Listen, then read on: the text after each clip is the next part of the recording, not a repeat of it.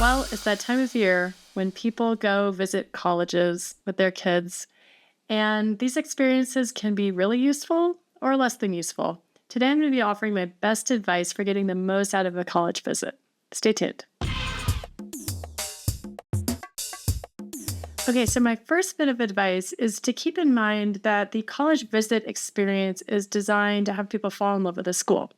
So the school is going to be showing the best aspects of the school, the cool programs, the history, the beautiful places, led usually by students who are very enthusiastic about their experience there.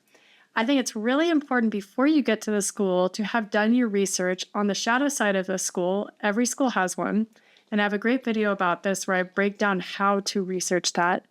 And then also, hopefully, to have thought through as a family the American myth of college and do some reality checking about what a school can and cannot do for a student. I also have a video on that. So I think it's really important to come in knowing what might not be perfect about the school so that you're not just going to fall head over heels.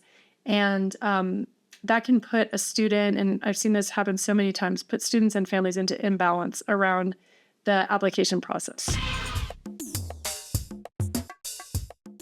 Okay, my second bit of advice is to create a priority list for visiting.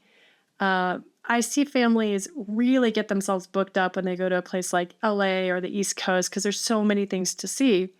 And the student tends to get exhausted, things start to blur together, and I don't think the touring is as effective as it could be.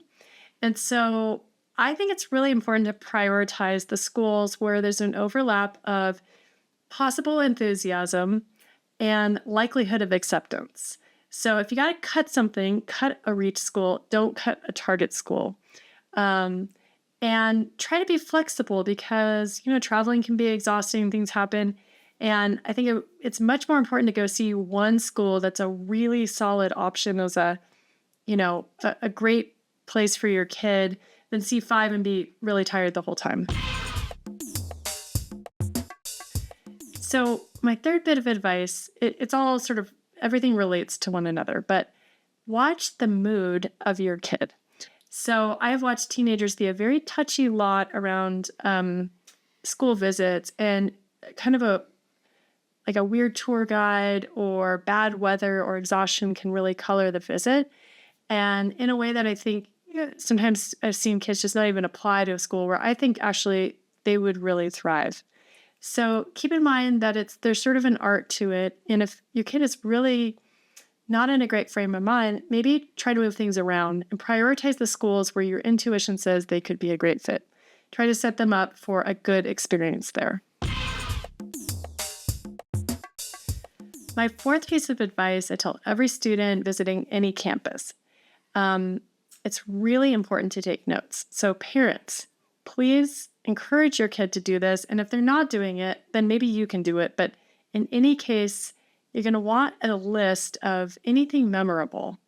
That's buildings, beautiful buildings, programs, people, interesting faculty, the flowers, what the students seem like, things like that. So most students think they can just remember, and maybe they can for one campus, but by the time you get to the third or fourth campus, everything starts to bleed together. And when the time comes to write the why do you want to apply to the school essay, a student's going to be very grateful to have some specifics in mind. All right, my fifth piece of advice is to strike up conversations with people.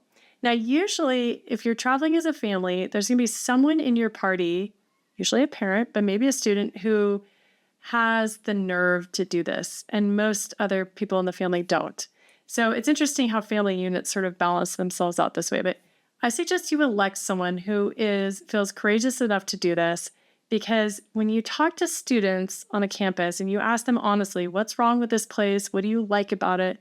You're going to get some really honest, valuable feedback that you're not going to get from the tour guide. Because a tour guide is basically, by definition, having a great time if they've volunteered to tour for the school. So I recommend that you do that. But if you really, really, really, nobody wants to do that and that feels horribly embarrassing, then you could look up some YouTube videos of students giving honest reviews of their school. My last bit of advice is that if you're traveling as a family or the parent with a kid, something like that, try to give your students some unstructured time by themselves on the campus. When we travel in groups, we kind of bring our homes with us, we bring our own cultures, and that can have a lot of benefits. It can feel safer, it can feel, emotionally safer, but there's really something to just walking around and just picking up the energy of a place by yourself. And so, see, a lot of times I find that families overbook things, so they don't really have time to do this. My general suggestion, as you've probably gathered from this video, is to try to do less and do more with fewer schools. But part of that would be to hopefully just let your kid be alone for a little while. Go sit in the library, go get a coffee, walk around. Just get the vibe of the place. So that's my best advice for visiting schools. I hope you found it helpful. If you did, please like my video, subscribe to my channel, and check out my freebies of things like my best advice for applying to college and making it stress-free, this fun quiz I have for parents. Do check out my other videos too. I've got quite a few now. That's it for now. Thanks. I'm Dr. Meg.